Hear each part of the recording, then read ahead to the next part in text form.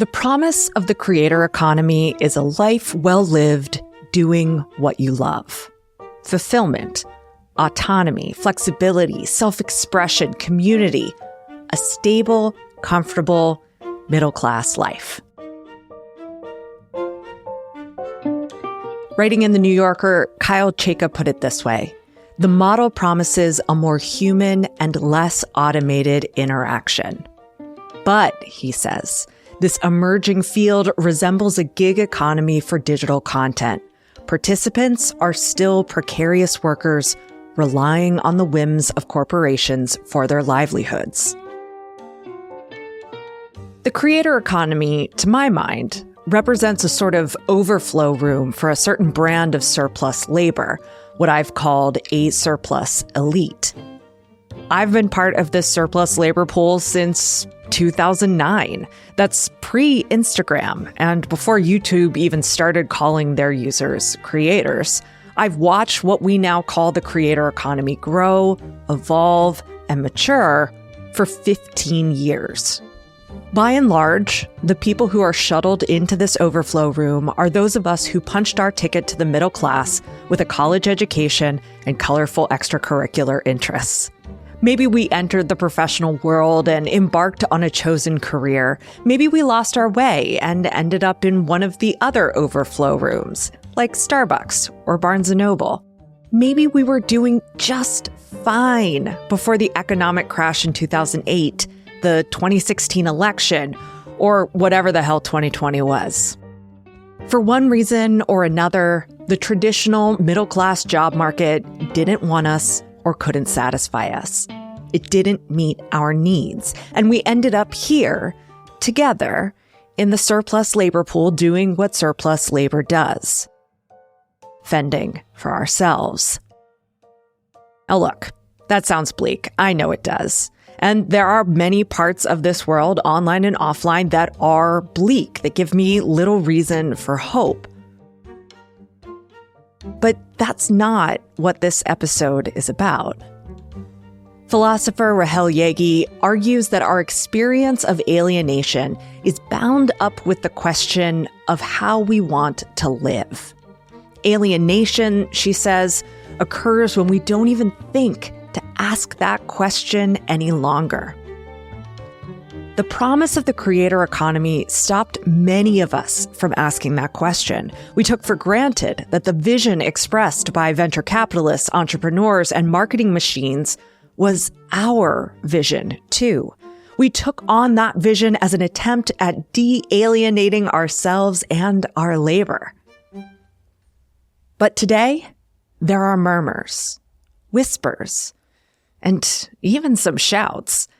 Perhaps we've ended up right back where we started, in the overflow room. We are asking, how do I want to live? And realizing that it's not like this.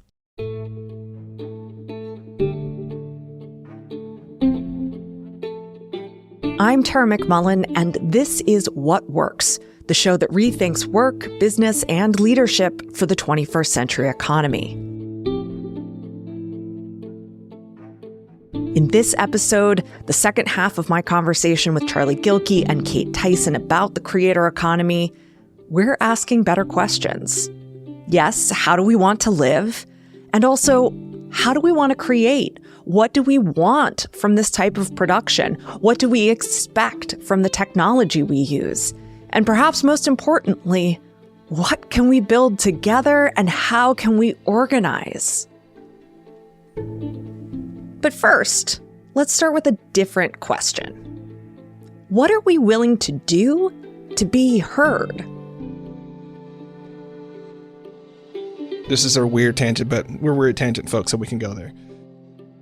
We know there are many hoops to jump through if we want to be heard. To put our ideas or creative expression in the hands of an algorithm is to play by rules software engineers encoded it with. Everyone has a different tolerance for how they'll shape a message in order to fit into the space created on a platform. Now, this isn't a new problem. Reminds me back in the days when Obama was president and he had to do the media tour for the Affordable Care Act. And so he ended up on all these random comedy shows that millennials watched and that young folks watched because it was important enough to him to show up to do that sort of thing. If the president of the United States can end up on this random comedy show that's not for him, but just to do this sort of things, there are some pieces of work that's important enough to play the game. Obama, his speechwriters, and his press team were savvy and I think more than a little playful. Their tolerance level for the late aughts media scene seemed grounded in both fervent belief in the message and genuine interest in mass culture. And that's a great combination to have if you're in the creator economy. There are some pieces of work that's important enough to play the game and to get it out in that shape and form. Because it's more important for me to have that reach and impact than it is for me to state it the way that philosopher Charlie might say it. And I think that's a trade-off we have to have, but it still goes to the point that the platforms create this mediating force about what you create and how you create it, right? And why you create it that way. That is now, I think, an inescapable reality of being a creator. If you do the craft side of the work long enough, you will figure out there are some ways to shape the content. There are some ways to sort of lean things that are just going to resonate. You know that there's ways to shape and frame it that will resonate with actual humans. And you know that there are ways to shape and frame the content that's going to work for the algo and for the platform. Spend any time in the waters of the creator economy, and you'll learn that some kinds of content do better than others. There are features, fads, and formats that work when others do not.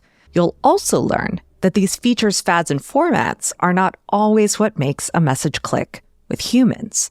Every time we send a piece of media out into the ether, we lean one way or the other.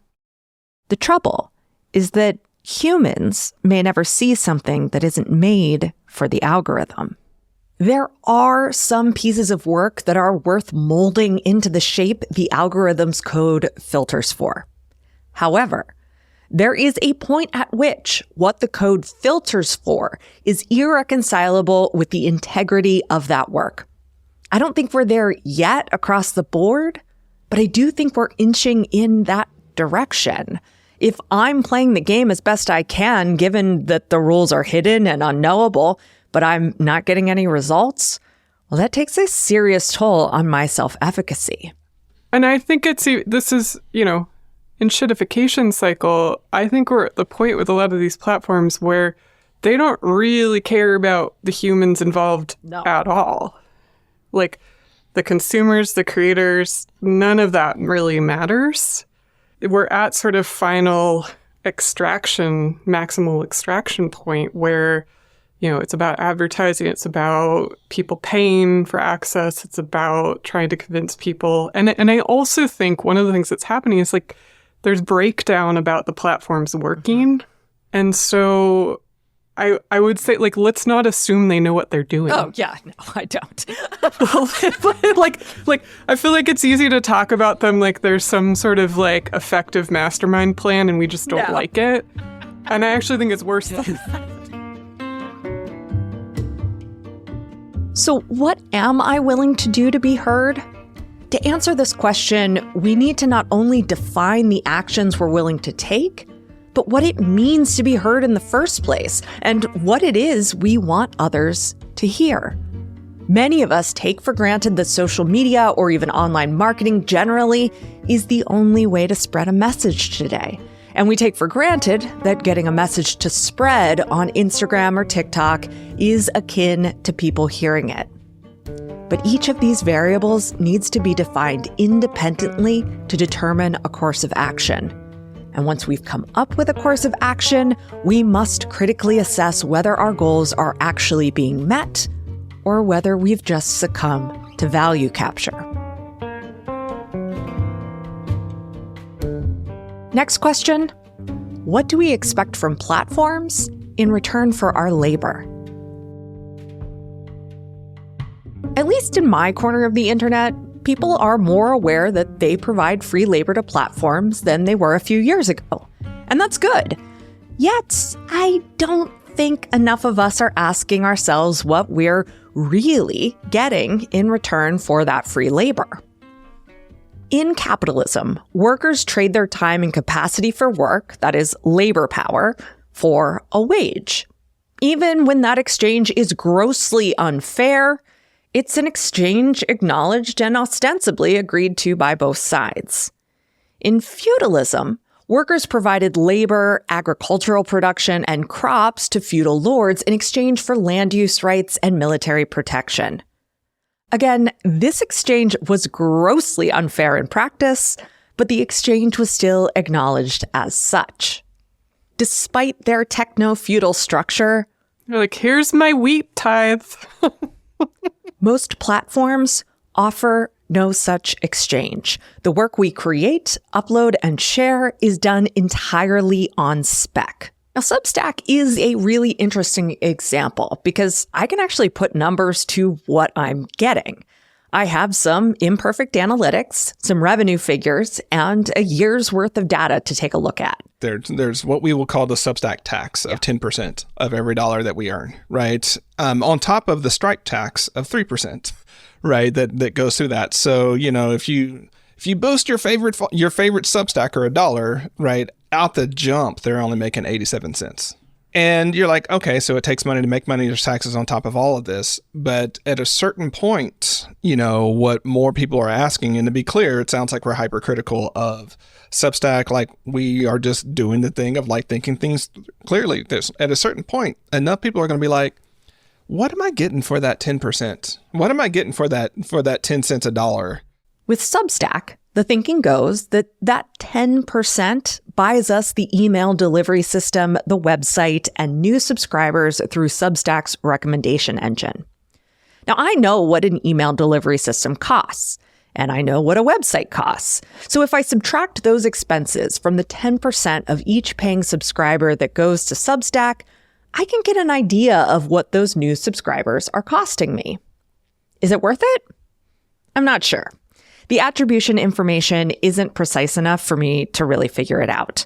But Casey Newton, a tech journalist who founded the Platformer newsletter in 2020, recently explained the relative value of Substack's recommendations to Nilay Patel of The Verge. I've heard from so many people in the aftermath of all of this saying, Casey, I want to leave, but the network. I'm like, trust me, go check out the paid conversion that you are getting from all of these folks who are signing up for your newsletter. It's probably not going to be that much. I ran the numbers, which, I never should do because I'm bad at math, but I did run the numbers at the end of 2023.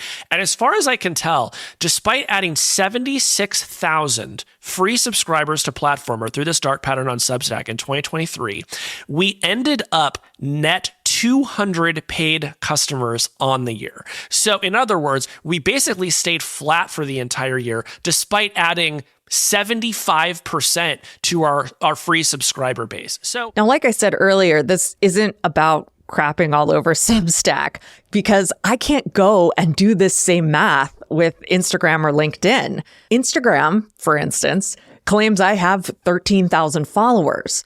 But at the same time, I can only reach maybe 1,000 of them at a time. So really, what has that platform given me? And what have I given that platform? And is that trade-off worth it?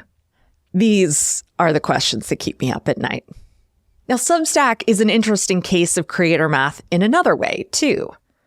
Despite it being built for open distribution via email and the ability to export your list, Substack doesn't play nicely with other systems, at least not yet. There's no API to integrate with. That means that I can't hook up other apps to extend the platform's capabilities and generate more revenue. Right. And you reach a point when you go pro in this creator thing to where you end up with more money than time, right? And you're like, wait a second, I can't even play some of the other games that I know where I put $25 in here and it turns into 50 followers, right? Or 50 subscribers. Can't play that game. So not only are you paying the tax, the only way out is more labor. Mm-hmm. That's problematic at a certain point. So that's as I've been thinking about things and, looking at the relative difference between my effort on, say, LinkedIn and my effort on Substack, especially as it goes to my Better Team Habits channel. I'm like, wait a second. these subscribers from Substack aren't actually converting into paid subscribers. My own audience is, but I brought them with me. You don't get to claim that, Substack. I brought them with me. I know those names, right? The Substack community itself, because I'm not catering to writers, that's an important piece, right, is not joining this. So why am I privileging one social media site to another one when I'm looking at my labor and time and cost involved? There's a tendency to think that creating content and using social media for marketing is just a nice add-on for our businesses. It can't hurt, right? And maybe we'll get something out of it. New customers, more brand awareness, customer research. But creator economics can really fry your brain. Your ideas of success, growth, and effectiveness can be hijacked by a system of incentives and penalties that start to shape not only how you think about marketing, but how you think about your whole business.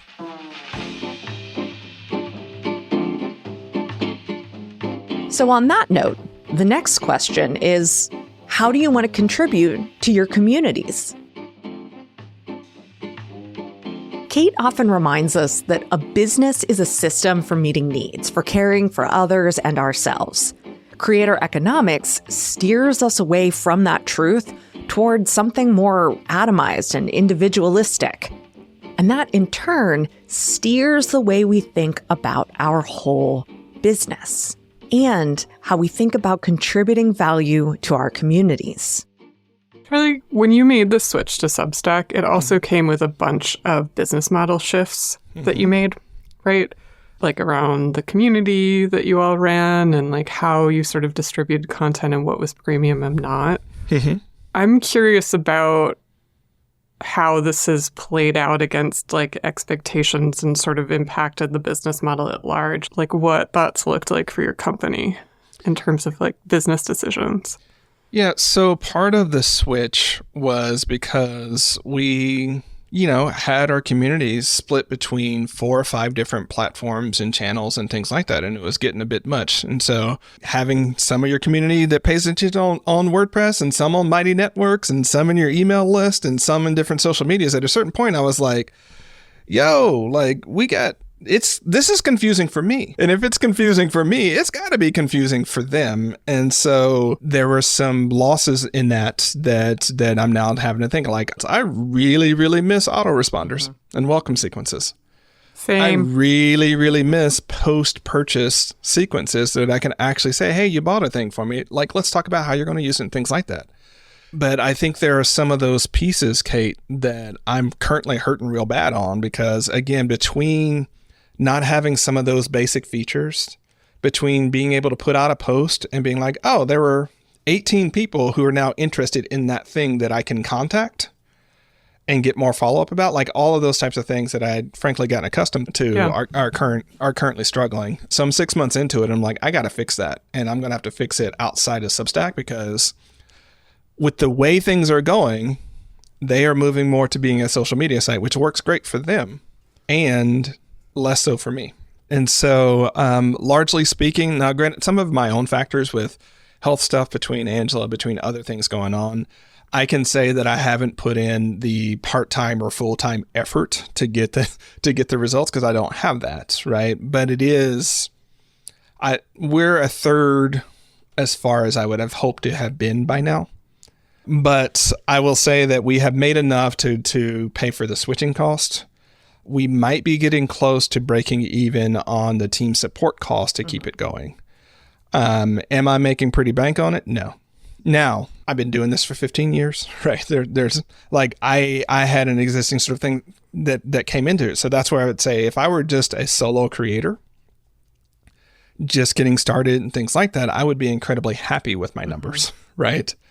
But I have a creative team. I have all those types of things. And on that front, I'm like, we're going to have to make some shifts to make this work long term. What you're speaking to is something I think is particularly is pertinent to beginners, like folks that are earlier in their process too, which is the risks of going all in on a platform, which does not care about how you're running your business, does not care about your values or what you're trying to do. It's going to make decisions based on what platform needs, not what Charlie's business needs.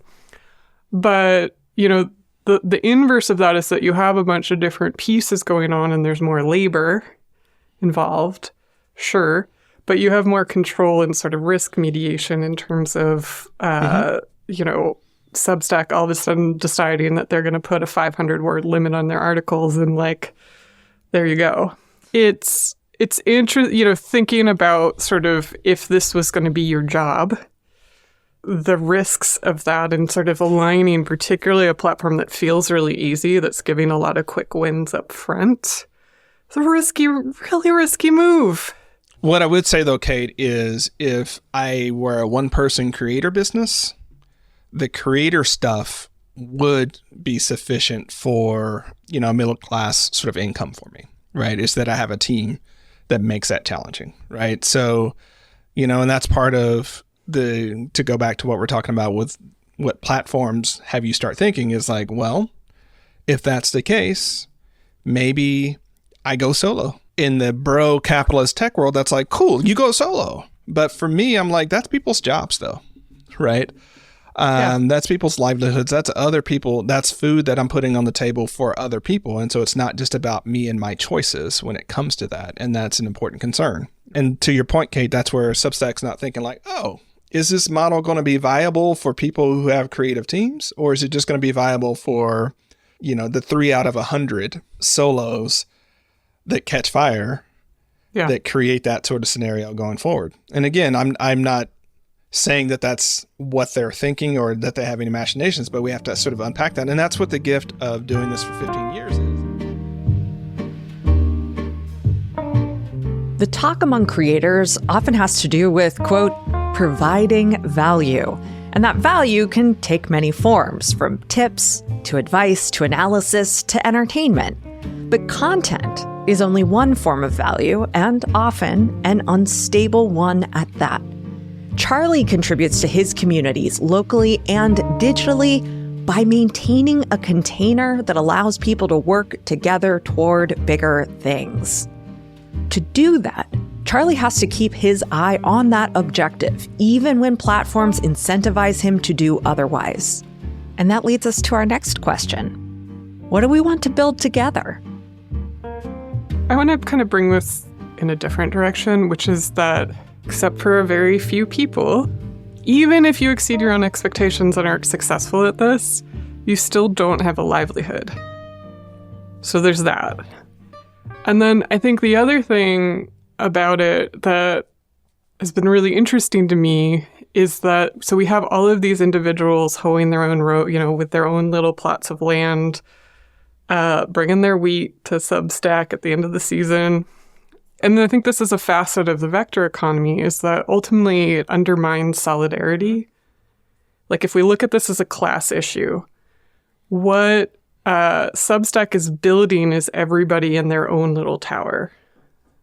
There's a lot of individualism. There's a lot of exceptionalism of I'm really trying to differentiate myself, be the best I can be. That's how I'm going to get picked by Substack. Like Chiara Lore from the Indie Sellers Guild put it a couple of weeks ago, our challenges on a platform get transformed into personal challenges. The same spirit that energizes the entrepreneurial drive and says, it's up to me, also energizes the internalization of failure and says, it's all my fault.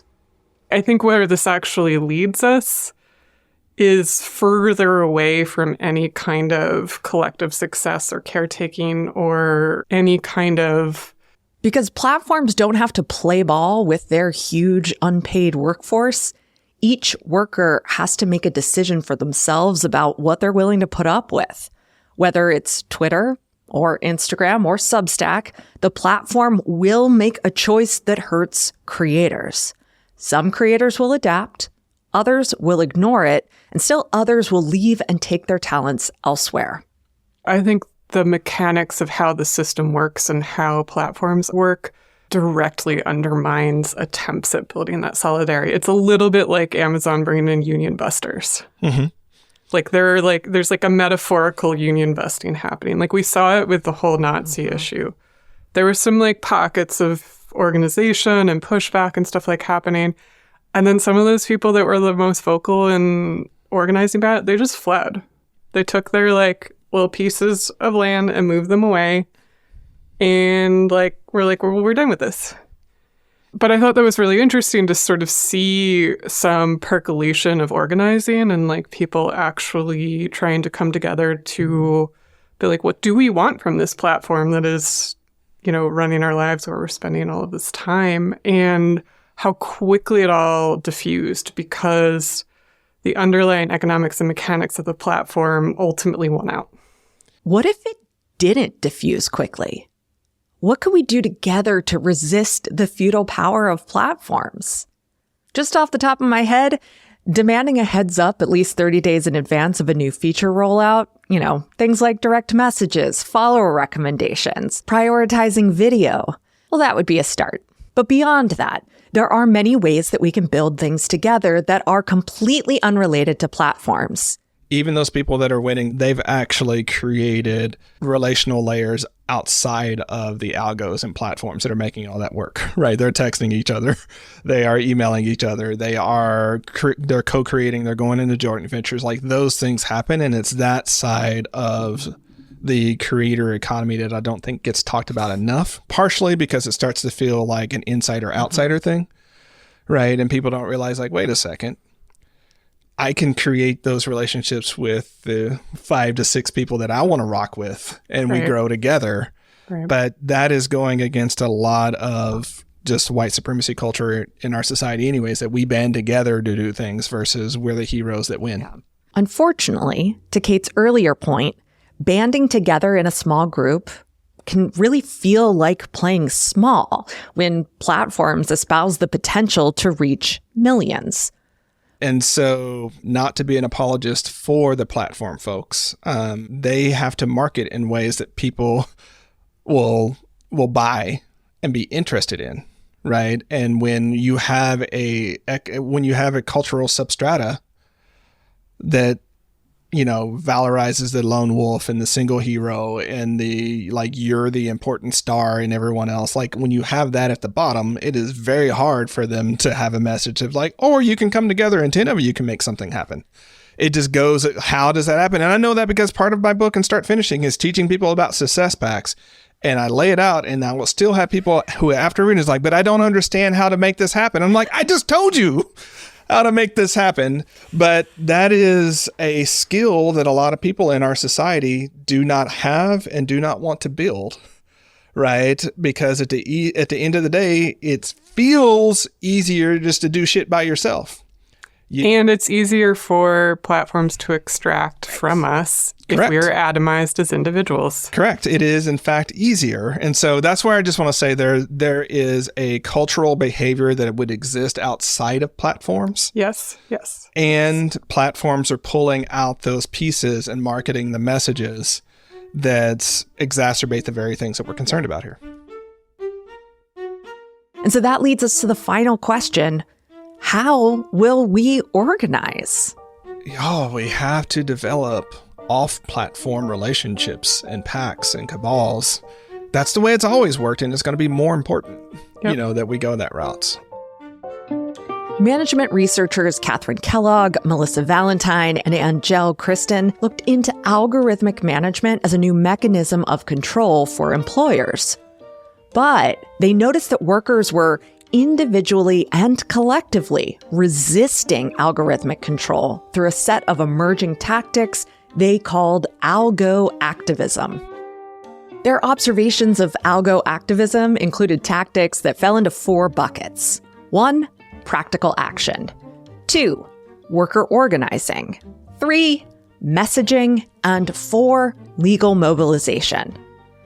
One way of taking practical action is what Kate pointed out in our earlier conversation about the creator economy, feeding the algo with content that's designed to send all the right data signals while acting as a vehicle for a more subversive message. Another is exploiting new features, which platforms prioritize in terms of distribution, to spread a message or aesthetic that's typically not amplified by algorithmic distribution. Other forms of algoactivism include forming creative cooperatives, putting pressure on lawmakers, and taking direct action against corporations. What I'm seeing is pockets of folks being more clear about what they're building apart from what platforms want from them. And like that for the algo posts is in some way, I think that's like a reclamation of, yeah, I'm going to do this thing because I have to, but then let's go have the real conversation that I want to have. And so I do think folks are getting smarter and more clear about how platforms and the places where their work is being distributed don't serve them. And I think are going to get savvier about having those conversations about how to work around. And my hope is that that leads to let's ditch these platform overlords and find our own distribution channels. And like I think things like the Flaming Hydra publication, like where folks are coming together and creating their own kind of cooperative distribution channels and magazines where multiple folks are plugging in. I hope to see more of those, where folks have editing accountability, they have people to bounce ideas off of, they have solidarity in terms of the economics of what they're building and things like that. You know, we're smarter about how all these platforms aren't really serving our interests at the end of the day. And I hope that that builds to something outside of the platforms. Platforms aren't the solution to our creative work woes. They're tools. Platforms won't ever be the solution because the solution is people working together to care for each other and leverage the power they have as a group. At the very top, I mentioned that philosopher Rahel Jaeggi's theory of alienation is bound up in the question, how do I want to live?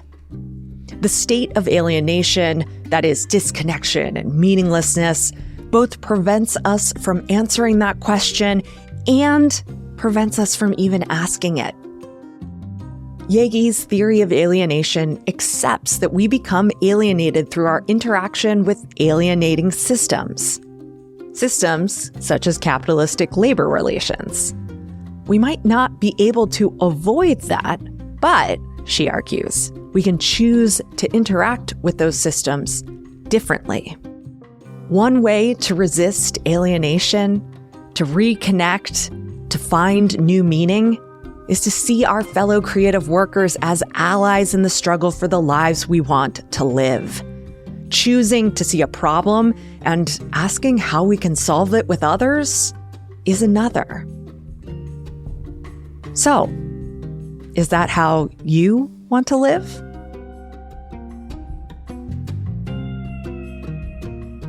Huge thanks to Charlie Gilkey, author of Team Habits and Start Finishing, and the co-founder of Productive Flourishing. You can find him at productiveflourishing.com. And huge thanks to Kate Tyson, the only artist I know who runs a bookkeeping and consulting agency. You can find that agency at wonderwellconsulting.com and her writing at katetyson.substack.com. You can also find her podcast, Whiskey Fridays, wherever you listen to What Works.